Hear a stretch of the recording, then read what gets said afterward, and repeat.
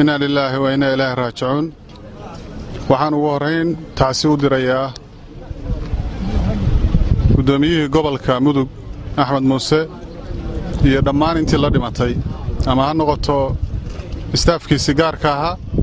ama ha noqoto muwaadiniintii kale ee reer Puntland ee kuwii dariiqa marayay iyo kuwii hogtay meeshan joogay gobolka xafiiska gobolka Ilaahay aa u naxariistay intii dhimatay tobankii dambe oo Rabadaan ayaa lagu jiray muslim sooman oo tobankii dambe oo Rabadaan ku jiray isagu shahiid buu ah gudoomiyaha gobolka iyo intii la dhimatayba shahiid bay ahaayeen Ilaahay baa u ballan qaaday quraankiisu kaga hadlay axaadiista nabiga ka hadashay shahiid bay ahaayeen kuwa ka shaqeeyay maalin Rabadaan oo tobankii dambe lagu jiro inay qof islaam dilaan kuwii ka soo shaqeeyay kuwii go'aanka iska lahaa iyo kuwii ku dhintayna ehlu naarin bay ahaayeen taasi baan ka diraynaa Ilaahay ha u naxariisto waxaan uga tacsiyeenaynaa qoyskii waxaan uga tacsiyeenaynaa ehladii waxaan uga tacsiyeenaynaa dhammaan reer Puntland waxaan uga tacsiyeenaynaa guud ahaan ummadda Soomaaliyeed intii halka ku dhimatay oo gudoomiyuhu ugu horeeyay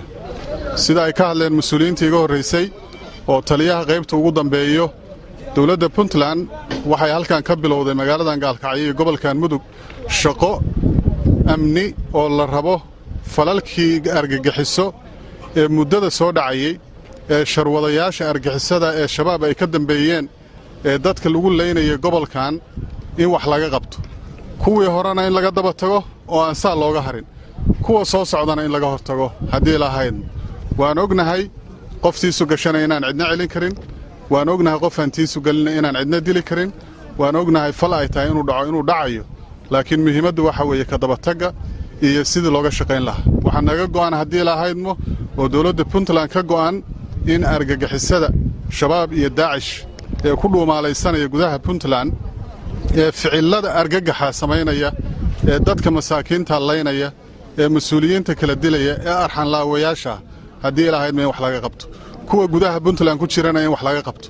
kuwa banaanka Puntland go'aanada ka soo qaadanaya oo fariimaha ka soo diraya oo dadka qaar ku baqdin gelinaya oo dhaqaalaha ku urursanaya oo qaraxyada ka soo dirayana gurigooda in loogu tago haddii lahayd taas ayaa naga go'an waana ka shaqeynaynaa sida taliyaha u yeeriyo mas'uuliyiintana halkaani ma noqon doonto